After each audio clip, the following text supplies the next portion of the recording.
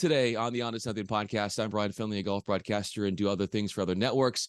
Ron, of course, right now, SVP, Broadcast Partnerships and Programming Strategy at LIV Golf. Ron, I'm so excited to have you on. Thanks for being a part of this. I know I've had a lot of your colleagues on, so it's just about our time until we got you on.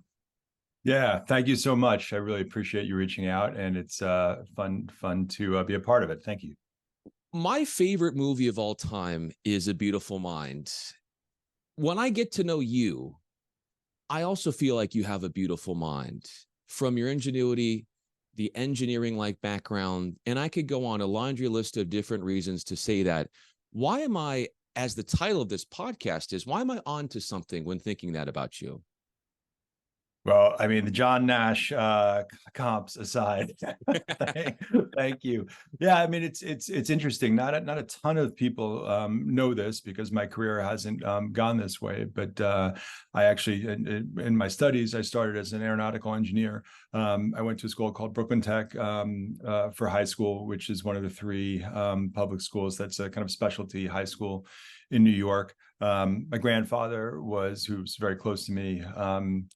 Was a Air Force pilot and then became an air traffic controller. So I was always a little bit obsessed in my youth with airplanes. So decided to take that route. And after a few years of study, while I was certainly decent at it, wasn't really my true passion. The truth of the matter is I found myself gravitating more towards novels, stories, plays, and television and film, and I always say, like, the things that influenced me were half of it was something like Star Wars, and then half of it was Steve Sabol and NFL films. I really saw beauty in all of those things, and the through line of storytelling is something that grasps me very, very early on. So while I do have an engineering DNA, to a degree, I also have really focused almost from a young age on the storytelling components of my life. What about the storytelling components of your life would make for, say, a good documentary, as far as the hard-hitting moments that really describe who you are and what you've become and where you are now? Well, first and foremost, and this is kind of somewhat irrespective of my career, I'm really a family guy. That's always been, friends and family have always meant the most to me. I certainly enjoy my work. I've always gotten a thrill from it. It's always been something that I've been very fortunate to be involved in. And we could go on about, kind of like being involved in something that you're passionate about. I have all sorts of theories on that, but the truth of the matter is that I'm very fortunate to have a wonderful nucleus of a family, and that is that's what drives me. It drives me every single day, as we've talked about. I'm pretty open about that. I have I feature my family on my social media accounts. I'm really proud of everybody. They inspire me daily. So I'm very fortunate to have that as the primary driver of my personal story. They inspire you daily. How do they communicate to you that you inspire them? That's I in a lot of ways, I think, I mean, sometimes they're overt. We're pretty open about our mutual respect for each other, but oftentimes it's just in their character. That's really the thing. And as a parent, that's the best thing, because that's how you know that you've passed on something of yourself to your family. So if you follow me, an example of this is I have a pinned tweet, and I tell this story of my youngest son. I'm fortunate enough to work in sports, but I also have two sons. Despite my DNA, we're both college athletes. And the younger son was going through a recruiting phase right around the time that COVID hit. So it was a particularly difficult and challenging time for young student athletes to be recruited, as you can imagine. There was no recruiting for a year. Coaches couldn't see games in person. They couldn't have campus visits, and in fact, at the time, even things like public parks, there was just no place to train. You couldn't even get on a public park; they were closed. So my son and his best friend, who's also a pitcher, decided to kind of take matters into their own hands. My son is in fact an engineer and is pursuing that. So there's something called CAD, which is a design program, and he designed a full length mound. He's also a carpenter, so he went off and built a homemade mound from scratch, and they ended up creating it in their backyard. And in a certain way, I also think that probably ended up helping him get recruited, because it showed not only his desire for the game and really to not be stopped, but just his ingenuity, his tenacity, his grit, all those great things that you want in your athletes, but in your people.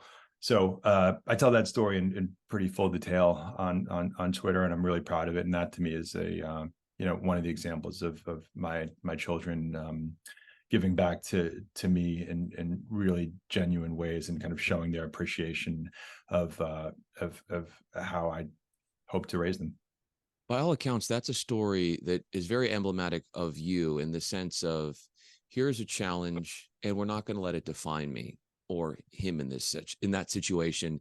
And we're going to work around it no matter how grand the roadblock is. And when I look at your life, I see time after time when oftentimes people will run away from a challenge, you openly embrace these things. Why is it inside your mental fortitude and the character that you have within you that you take that approach when things happen like that? I thank you. I appreciate that observation. That's meaningful to me, and I do feel like it's in a pretty deep part of who I am and how I approach things. And the truth of the matter is I'm not quite sure why that the notion of an interesting challenge is something that drives me intellectually, but it definitely is. I mean, every job that I've had, really from the get. So the first thing I did out of college was move to Los Angeles because I wanted to be in the film and television business, and I had no contacts. So right away, the first kind of thing that I do in my career is a challenge. It's not a challenge that other people haven't undertaken. It was something that wasn't particularly daunting to me. I saw it as, hey, this is the industry that I want to be in. It's not in a place where I am. I have to go to where the industry is. So right away, the first thing I do in my career is something that's that has a built-in challenge. And then at the time, I was involved in independent film, which, even though it was going through a really wonderful kind of renaissance period in the mid '90s, when I started, it was still no easy task. It was definitely a kind of counter way to enter into the industry. There are a lot of ways to enter into the film business, but more traditionally, it's you either work for a producer or you work for an agency. I did that for a short period of time, but then quite quickly thought that there would be interesting opportunities as an independent film producer. So took that path, and then when I wanted to move back east, and the ESPN opportunity came up, which is an interesting story as well. To me, the challenge there was, hey, I was being asked to help start with a small nucleus of people an original programming division that didn't really exist yet. And they needed some people from Los Angeles to help them. So that, kind of creating that kind of an environment in a sports network that had never really done that sort of thing before was also a daunting challenge, but it happened to be a challenge with an incredible company with incredible resources. So I didn't feel that it was daunting. I thought that was, I saw that as opportunistic. And really that's followed me throughout my career. It was the same kind of scenario when I went to NBC and we launched this NBC Sports Network. And it's the same situation currently that I have working for LIV, which is clearly a disruptive company and a compelling challenge. Compelling challenges, as mentioned, those are things you run to. You brought up a really interesting anecdote about your life, is that you made the move cross country and had no contacts in Los Angeles. So you get to Los Angeles, and then what are you telling yourself in those early formative moments? You're right out of college, you have these big visions, and you understand that it's going to be a tall task. But then what are your initial steps to spread your wings proverbially? Yeah, I think, you just have to, it's such a relationship business. And even with a few amount of relationships. You just have to capitalize on them. So it was really a matter of my even basic things like housing for the first month. My mother had a friend who she'd done business with, and she had a, it was like a typical kind of LA story. She had a guest house and nobody was in it. So I paid her a couple $100, first thing. I had a friend who worked for a producer who named Scott Rudin, who was a notoriously brilliant yet very challenging guy to work for, demanding. I'm trying to be as diplomatic and kind as possible about his kind of notorious personality, but in any case, and that's probably the reason for the early hair loss. But he's an amazing person to learn from, and it was again a place where it's like I had a connection. And I got fortunate with timing, which is sometimes the case, and just grew from there. So I was really determined. I was really focused. I was not daunted by taking no for an answer. I mean, all the things that when you're young and aggressive and idealistic, I was very into the challenge, and I was fortunate enough to be able to land a decent enough first job that gave me some opportunities from that point forward. Is the process of your career and the way it has taken off and the progress that you've seen, you mentioned not taking no for an answer, but was there a process of, I guess, desensitizing yourself to that, in the sense of, okay, that happens in the industry, but that's not going to define me, as if to say, maybe initially that was hard to hear, but you obviously were able to hopscotch your way around? Or was it over time you realized, okay, no big deal, we'll work around this? Like the process of I think it was a little bit of a combination of both those things, honestly. So my first job I got relatively quickly. The shelf life for that job, as kind of a lot of people understand, is really under a year. You get this massive education. It's really challenging. It's really demanding, and then it's a little bit of diminishing return. So I ended up leaving that job. I took another job, and the second job I had wasn't quite as good of a fit. So that's when I had my moment of like, hold on a second, like here I am, I'm not working. I mean, I was 23, 24, and everybody goes through, these kind of initial challenges, especially in Hollywood, but in most people's careers. And you're daunting. You go through this kind of like gut check moment of like, hey, am I going to be able to, stick it out here? Am I going to be able to survive? And it's just, this is all great sports, right? And this is why I'm always compelled to the sports stories. It's like you just dig. You just dig a little harder, you figure out the resources that you need to be able to kind of survive, and sometimes you got to just take it a day at a time and an hour at a time to get through, and you do.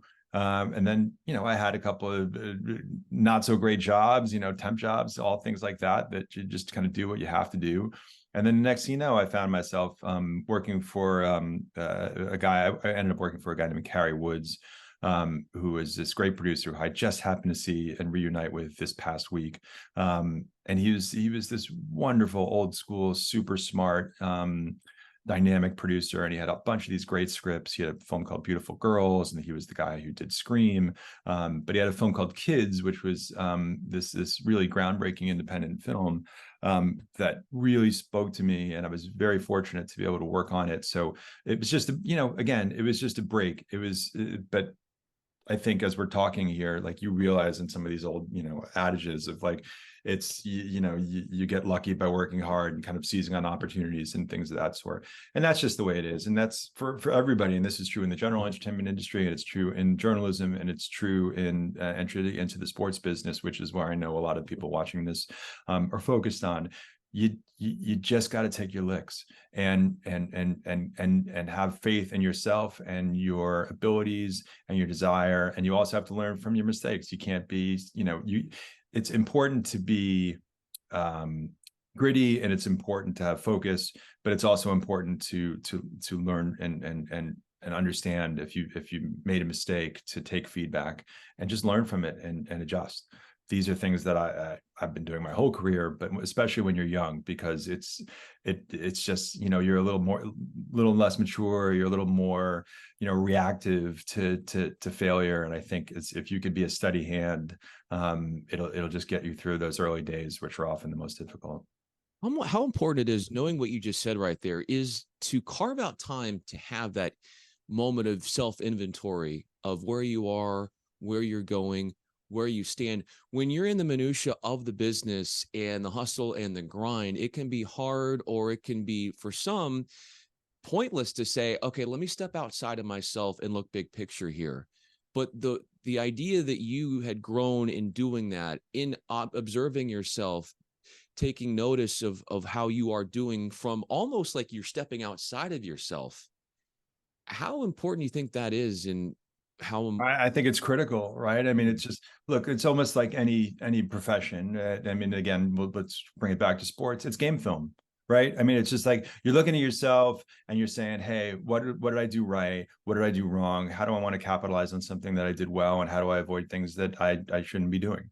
It's just game film. And as everybody knows, I mean, game film is, you know, look at Tom Brady, right? I mean, it's like any documentary on him. It's like, that's what the guy does. Like, he just doesn't get rattled. He doesn't care about his mistakes. He just openly and understands that they happened, and takes steps to modify them so they don't happen again. And that advice is something that I encourage everybody to do at all stages of their career. Again, I think it's particularly difficult to do because you're just not really focused on that when you're younger. And I think sometimes it requires a mentor, or just a little bit of, you know, seasoning to kind of get that mindset. But if you could start that, just like investing, if you could start it young, I encourage you to kind of get into that mindset at a younger age. It's very helpful.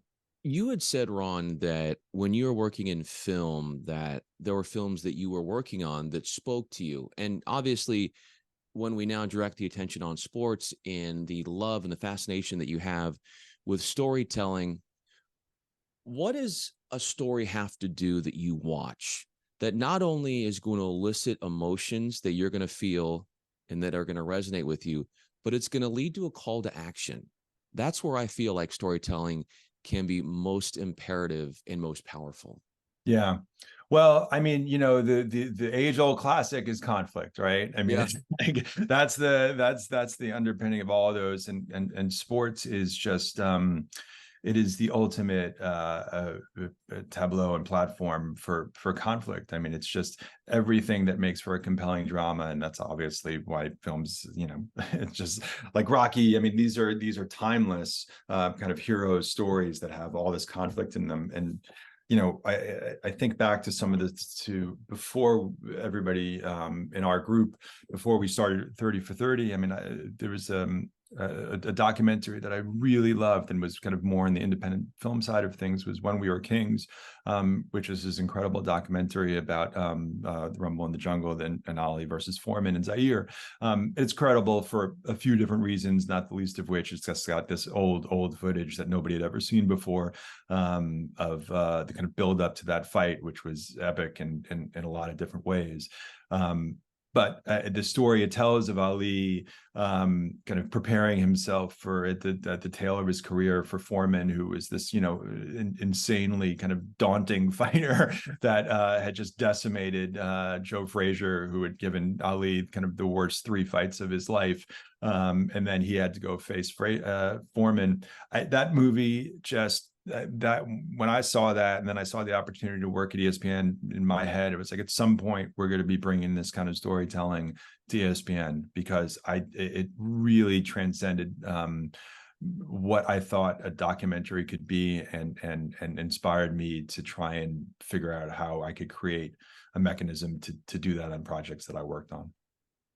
In so many ways, I was hoping that this conversation, as we wrap this thing up, is a little glimpse into the documentary that is Ron Wechsler. And what I love about the story of you is how it's so diverse in the amount of different things that you've done in this industry, and how even stepping into film, how even to this day, those experiences only make your insights in what you do now at LIV that much more valuable.